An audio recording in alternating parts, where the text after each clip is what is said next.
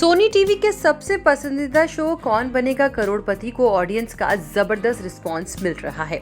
इतना ही नहीं, इस बार शो के मेकर्स ने घर बैठे ही खेलने के कई ऑफर्स भी निकाले हैं। शो में अब तक कई लोग हॉट सीट पर पहुंचे और अपनी सूझबूझ से अच्छी खासी धनराशि भी जीत कर गए हैं।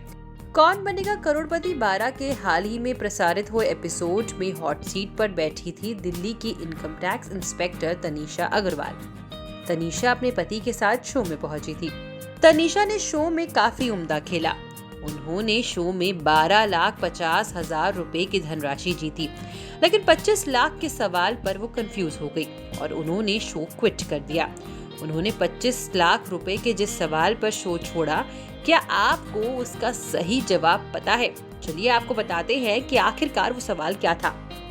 वो सवाल था, कौन से स्वतंत्रता सेनानी गोखंडों में विभाजित पुस्तक द इंडियन स्ट्रगल 1920 टू 1942 के लेखक है?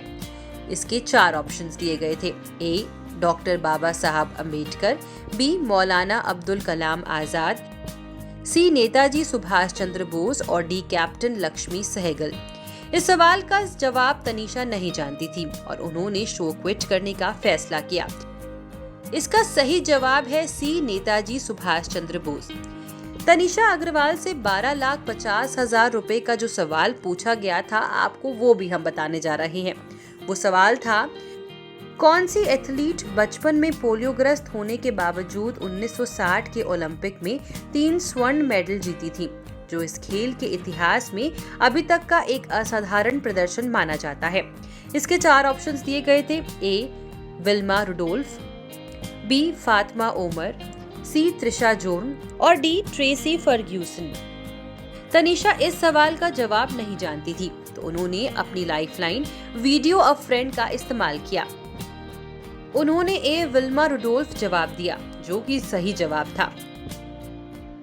आपकी जानकारी के लिए आपको बता दें, तनीषा पिछले 5 साल से इनकम टैक्स डिपार्टमेंट में है।